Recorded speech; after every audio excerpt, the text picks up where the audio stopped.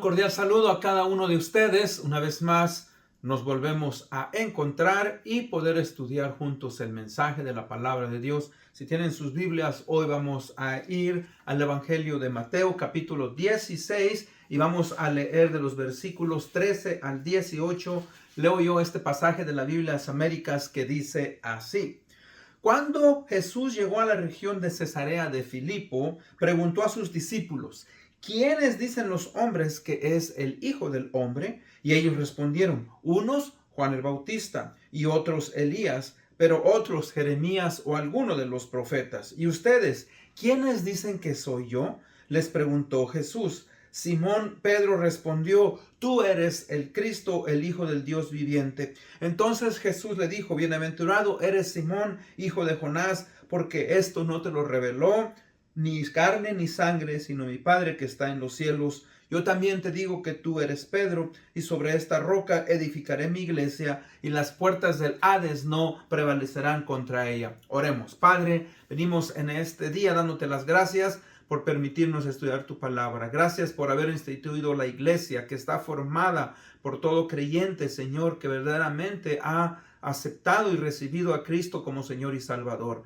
Ayúdanos, Señor, a entender que tú, Padre, llevas tu propósito de salvación y de extender el reino de los cielos en este mundo a través, Padre, de la iglesia local. Te agradecemos pues por ello. Abre nuestra mente, nuestro entendimiento, y así poder estudiar, Señor, el mensaje de tu palabra. Esto te lo pedimos en el bendito nombre de Cristo Jesús, nuestro Señor y Salvador. Amén.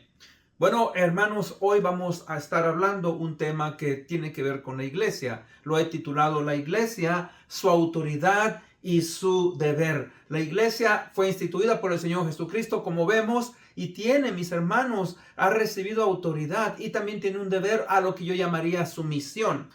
La Declaración de la Independencia de los Estados Unidos, que fue adoptada el 4 de julio de 1776, proclama que las 13 colonias originales se separaron de Inglaterra para formar una nueva nación. Ahora ellos obviamente leyeron ciertos documentos. Uno de estos documentos dice así: todos los hombres son iguales y poseen derechos inalienables como la vida, la libertad, la búsqueda de la felicidad. De hecho, los padres lo pusieron más en serio, hicieron un énfasis, y ellos dijeron: sostenemos como evidentes estas verdades, que los hombres son creados iguales, que son dotados por su Creador, hablando de Dios, de ciertos derechos inalienables, que entre esos están la vida, la libertad, la búsqueda de la felicidad.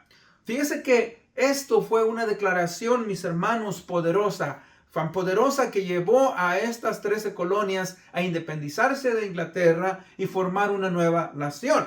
Esta nueva nación obviamente formó una constitución, y ellos se enfocaron en varias cosas: la libertad de pensamiento y la adoración, libertad de adoración, que fuera diferente a la nación de la cual ellos provenían. Como consecuencia, pues, nació la nación de los Estados Unidos. Ahora, las declaraciones de los hombres, claro que son importantes y son poderosas, unas más que otras. En este caso, incluía a una nación. Y de la misma manera, mis hermanos, en el pasaje que leímos anteriormente, en el Evangelio de Mateo, se nos dice, ¿verdad?, una declaración muy importante que hace el Señor Jesucristo a través también de Pedro.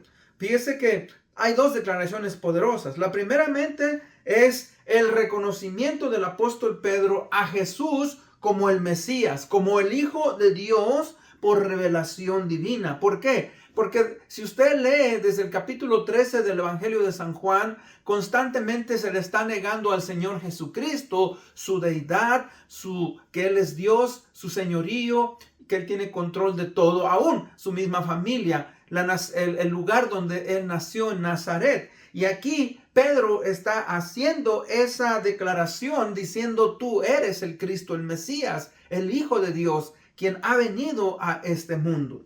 Ahora, la segunda declaración, mis hermanos, que también es poderosa, tiene que ver con la iglesia. O sea, es la autoridad que Jesucristo está confiriendo a la iglesia. ¿Por qué? Porque recuerde, en ese tiempo todavía la iglesia no había sido establecida. El Señor Jesucristo le dijo a sus discípulos, ese es uno de los pasajes, ¿verdad?, donde Él dice, yo fundaré mi iglesia. O sea que la autoridad que el Señor Jesucristo le está dando a Pedro, a los discípulos y a aquellos que vendrían a fundar la iglesia de Jerusalén y otros cristianos que pronto, ¿verdad?, predicarían el evangelio, tenemos, mis hermanos, la autoridad dada por Cristo como iglesia. Por eso es que este pasaje allá en Cesarea de Filipos, una región al norte de Israel, fue una confesión poderosa. ¿Por qué? Porque ahí marca, mis hermanos, el momento en el cual el Señor Jesucristo revela su identidad y declara también la fundación de su iglesia. Y no solamente eso, porque dice que esta no sería conquistada por las puertas del Hades. O sea, Jesús eligió este lugar remoto, era un lugar pagano, sí. Ahí, mis hermanos, era conocido por la adoración a un dios griego que era Pan. Y no solamente eso, había una gran cueva donde ellos creían que era la entrada al mundo de los muertos, el Hades, donde verdad Satanás tenía control del mundo de los muertos. Y esto obviamente no, cuando el Señor Jesucristo está haciendo esa declaración, no hay poder infernal, no hay poder de Satanás, de ningún ser angelical, ¿verdad?, que se oponga a la iglesia local. Y esto es algo pues que vamos a estudiar hoy. O sea, hermanos, es importante entonces, ya que estamos hablando de la iglesia, recuerden, la iglesia, la eclesía, los que han sido convocados de diferentes lugares a un lugar específico, a un propósito específico y, ¿verdad?, es una comunidad de cristianos. Este teólogo dice que la iglesia es la comunidad de creyentes que componen el pueblo de Dios. Han sido unidos a Dios por el sacrificio que Cristo Jesús hizo en la cruz del Calvario y que han sido regenerados por el poder del Espíritu Santo y están unidos el uno al otro por ese mismo Espíritu. Ahora debemos recordar que la iglesia, mis hermanos, no es un edificio. Sí nos reunimos en un templo, pero no es el edificio. La iglesia son los creyentes. La iglesia, mis hermanos, tampoco es un ministerio, ni una asociación de personas o un club. La iglesia es la esposa del Cordero, la esposa del Señor Jesucristo, que un día se va a desposar con él, perdón. En 2 Corintios 1:12. En 2 Corintios 11:2 nos dice, porque os celo con celo de Dios, pues os he desposado con un solo esposo para presentaros como una virgen pura a Cristo. Pablo hablando a la iglesia de Corintios para que ellos se guarden limpios y puros y sin mancha, porque un día no solamente ellos, pero la iglesia universal que está compuesta por todos los creyentes de todas las épocas y de todas las naciones, seremos arrebatados y estaremos con Cristo eternamente. Así es que la iglesia, pues, mis hermanos, es, ¿verdad?, el medio que Cristo Jesús utilizaría. Por eso le está diciendo, las puertas del Hades no prevalecerán. O sea, Cristo Jesús le ha dado autoridad a la iglesia para que al impartir el evangelio del Señor Jesucristo, las almas de los pecadores sean liberadas y no vayan, ¿verdad?, al mundo de los muertos. Y eso es lo que Cristo ha hecho con todo aquel que ha creído, que ha confesado a Cristo como Señor y Salvador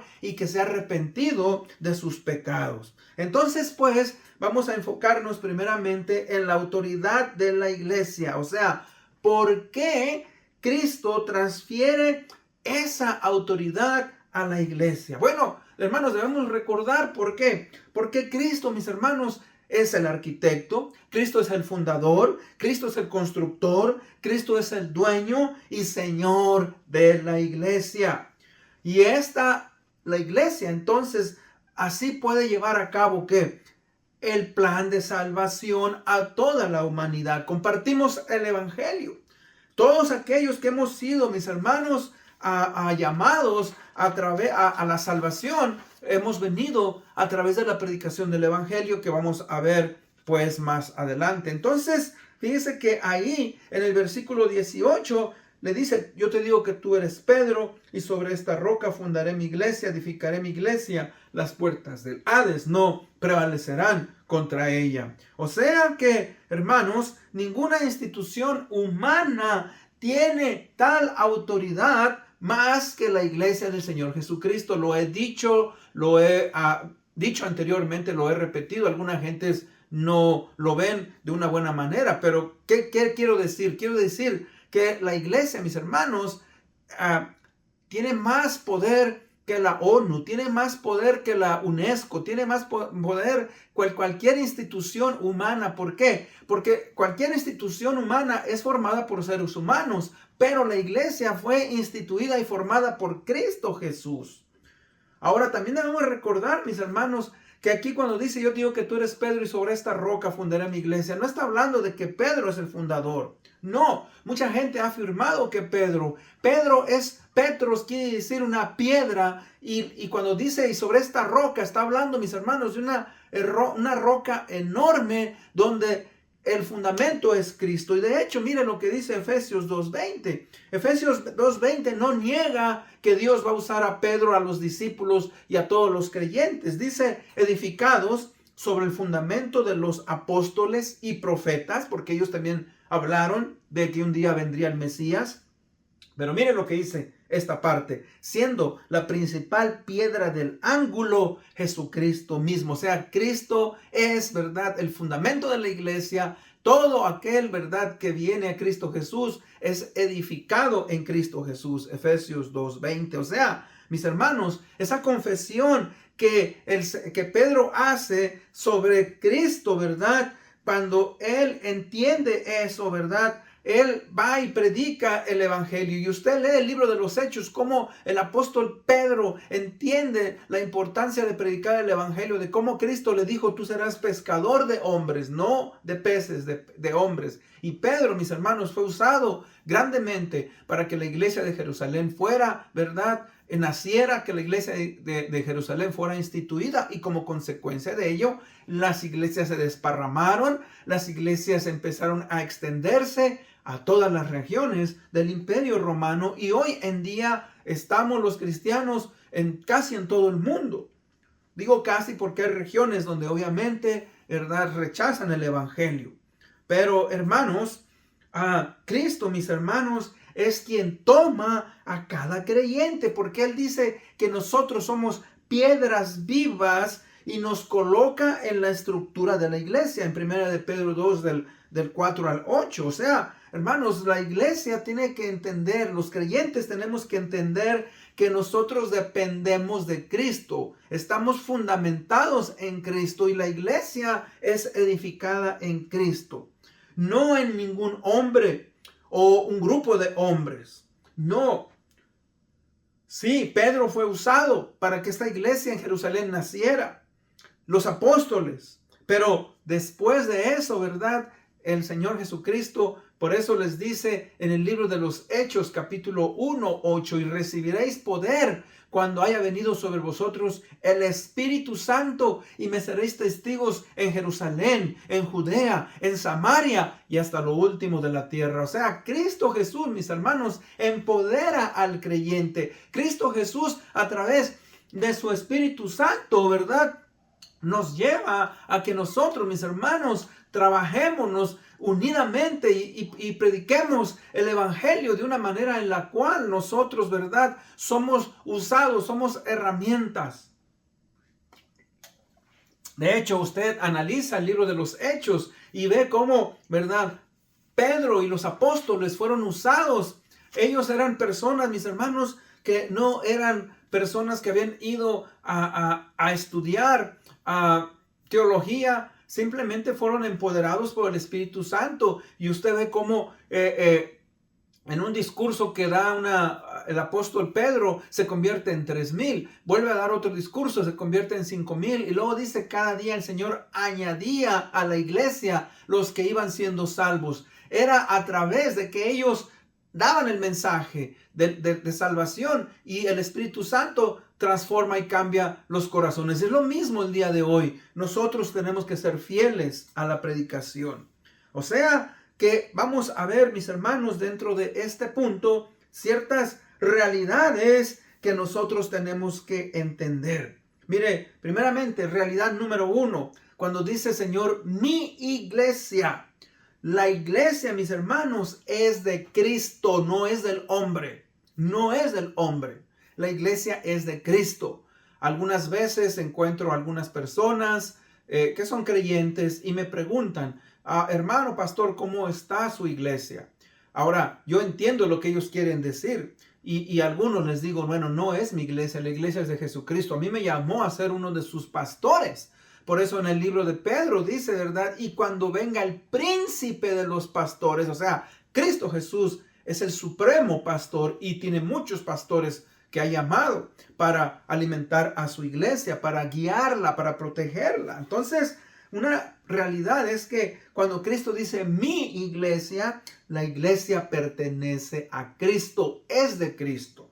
Otra realidad, realidad número 2, dice el yo edificaré. O sea, Cristo es el fundamento. Cristo, mis hermanos, viene y transforma los corazones, obviamente usando al Espíritu Santo, quien es la tercera persona de la bendita Trinidad. Y también, ¿verdad? O sea, el Espíritu Santo trabaja con Cristo para que la iglesia, mis hermanos, pueda ser que empoderada y pueda, mis hermanos, usted y yo como creyentes podamos ser usados. Eso lo podemos ver en el capítulo 2 del libro de los Hechos, en el día del Pentecostés, 50 días después de que Cristo Jesús resucitó, ¿verdad? Ellos fueron empoderados, vino el Espíritu Santo y empieza, mis hermanos, la obra, ¿verdad? Que la iglesia tiene que ser extendida. Y hoy en día, esa es una de las cosas que cada iglesia nosotros debemos estar haciendo. Cristo entonces edifica su iglesia. Él, mis hermanos, es el fundamento. Estamos, ¿verdad?, fundamentados. Y nosotros, como piedras vivas, vamos, ¿verdad?, siendo puestos para que el edificio, todo, dice el apóstol Pedro en el libro de Romanos, seamos puestos para hacer de bendición, para hacer de edificación. Y la realidad número 3, dice, las puertas del Hades no prevalecerán. O sea, Cristo mismo, mis hermanos, es quien protege a las iglesias. Como dije anteriormente, o sea, el Señor Jesucristo escogió a propósito ese remoto lugar, mis hermanos, en Cesarea de Filipos, conocida, como dije yo, por la adoración al dios griego Pan y asociado a las puertas del inframundo, o sea, el Hades. ¿Para qué? Para ilustrar, mis hermanos, con fuerza, con autoridad, de que la misión de la iglesia que triunfaría sobre el poder de la muerte, el destino de los muertos y sobre todo Satanás, que tenía, ¿verdad?, el reino de la muerte. Entonces es quitado y es ahora la iglesia, mis hermanos, se le confiere esa autoridad a través del evangelio. El creyente, cuando predica el evangelio, ¿verdad, hermanos? Traemos el poder de salvación, las buenas nuevas de salvación. Las buenas nuevas ¿de qué? De que estábamos perdidos, estábamos apartados de Dios, pero una vez que nacemos, una vez que volvemos a Dios, pues ahora renacemos. Y entonces, mis hermanos, ahí es donde la iglesia, ¿verdad?, triunfa y lleva el evangelio que vamos a ver más adelante. Mis hermanos, Pablo dice, referente a la iglesia en Romanos 12:5, así nosotros que somos muchos, somos un cuerpo en Cristo e individualmente miembros los unos de los otros. O sea, es importante pues que el creyente, si usted reclama conocer al Señor Jesucristo, usted tiene que ser parte y formar parte de una iglesia local. Sí, yo sé que usted forma parte de la iglesia universal, pero Cristo en estos días trabaja a través de la iglesia local. Y usted lee la Biblia, el Nuevo Testamento, esencialmente. Y cuando Pablo, Pedro y aquellos que escribieron libros, escriben a la iglesia que está en Roma, la iglesia que está en Colosas, las iglesias que están en Gálatas, la iglesia que está en Corintio, la iglesia que está en Jerusalén, la iglesia que se encuentra en Tesalónica, en Éfeso. Usted ve, y hoy, mis hermanos, es lo mismo. Existen miles, tal vez millones de iglesias en el mundo, y cada iglesia, mis hermanos, tiene su función. Y Pablo está diciéndole aquí, ¿verdad?, que aunque somos muchos, somos un cuerpo y miembros los unos de los otros. Y eso debe de ser de inspiración, mis hermanos, para cada uno de nosotros. Ahora sí es cierto, yo lo he dicho y lo repito, no hay una iglesia que sea perfecta, pero debemos de buscar la comunión de los unos con nosotros, y debemos de buscar, mis hermanos, ¿verdad?, relacionarnos. Cristo instituyó la iglesia, es el plan de Dios para que usted y yo pudiéramos tener comunión, para que pudiéramos participar de las ordenanzas, para que pudiéramos predicar el evangelio, para que pudiéramos ser discipulados, para que pudiéramos crecer, madurar en la iglesia local. La iglesia, mis hermanos, es como una familia. Es necesario, pues, ser parte de la iglesia local. En segundo, vemos el deber o la misión de la iglesia. Deber o misión de la iglesia. Ahora, para esto, mis hermanos, vamos al libro de Romanos, capítulo 1, versículos 16 y 17. Leo de la Biblia de las Américas. Porque no me avergüenzo del evangelio, pues es el poder de Dios para la salvación a todo aquel que cree, al judío primeramente y también al griego. Porque en el evangelio la justicia de Dios se revela por fe y para fe, como está escrito, mas el justo por la fe vivirá. O sea que, hermanos, la iglesia fue instituida por el Señor Jesucristo, y una vez que Él resucitó, se presentó a sus discípulos. En el Evangelio de Mateo, capítulo 28, versículos 19 en adelante, y también en otros evangelios, el Evangelio de Marcos, etcétera, Él les da la gran comisión. Él les dice: toda autoridad me ha sido dada, tanto en el cielo como en la tierra. Id pues y haced discípulos a todas las naciones, bautizándolas en el nombre del Padre, del Hijo y el Espíritu Santo. Y aquí yo estoy con vosotros todos los días hasta el fin del mundo. O sea que la iglesia, mis hermanos, tiene que entender también que tiene esa misión, ese deber de compartir el evangelio. Leía yo un libro sobre evangelismo, y este autor, mis hermanos, dice lo siguiente. Dice: si la iglesia no está llevando a cabo la misión y la labor de evangelismo, entonces la iglesia ha perdido, ¿verdad?, su misión. No tiene razón de existir. Ahora, eso suena duro, pero hermanos, para eso Cristo formó su iglesia, para que fuéramos y compartiésemos el evangelio. Y sabemos que la primera iglesia, mis hermanos, que nació en el día de Pentecostés, fue empoderada por el Espíritu Santo. Lo vemos al final del capítulo 2 del libro de los Hechos. Y esta iglesia nos sirve como un modelo, porque ellos, mis hermanos, empezaron a compartir el evangelio. Esa encomienda que recibió del Señor Jesucristo, ¿verdad?, de extender el reino de los cielos aquí en este mundo. Ahora, el evangelio, mis hermanos, es el poder de Dios. Es lo que dice aquí: no me avergüenzo del evangelio, porque es poder de Dios para salvación.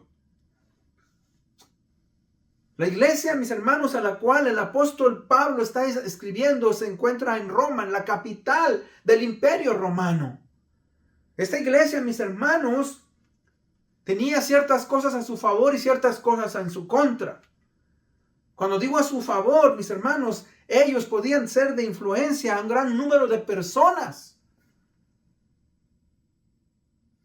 Ellos podían crecer y desarrollarse en un ambiente más abierto. Pero al mismo tiempo, del lado negativo, mis hermanos, recuerden, los romanos tenían el panteón, tenían su mundo de dioses. Cuando digo su mundo religioso, adoraban a muchos dioses. Su devoción era profunda. Y lo cual, obviamente, mis hermanos, fue algo negativo para la iglesia que Dios usó. ¿Por qué? Porque usted sabe, hubo persecuciones severas. 10 emperadores romanos por alrededor de más de 300 años persiguieron a la iglesia, empezando, ¿verdad?, con uno de los más severos, que fue Nerón. Nerón, ¿verdad?, no solamente quemó la ciudad de Roma, pero le echó la culpa a los cristianos. Bajo Nerón, mis hermanos, se cree que murió el apóstol Pedro, el apóstol Pablo. Ahora, cuando Pablo está diciendo, no me avergüenzo del evangelio porque es poder de Dios, recuerde, el imperio romano, mis hermanos, ellos tenían control del norte de África, de lo que es Palestina, partes de Europa, parte del Mediterráneo. O sea, era un imperio muy grande, mis hermanos. Y ellos mismos fueron, ¿verdad?, quienes crucificaron al Señor Jesucristo, guiados por los judíos. Si usted lee, cuando usted lee, ¿verdad?, los evangelios, dice, ¿verdad?, que Poncio Pilato era un procurador romano y los judíos lo llevaron, ¿verdad?, al pretorio, a donde estaba él, y le dijeron, este hombre se proclama a sí mismo rey, crucifícalo. Ahora él dijo, yo no encuentro ninguna cosa culpable en Jesucristo. Ahora ellos le dijeron, crucifícale, porque se ha proclamado rey a sí mismo.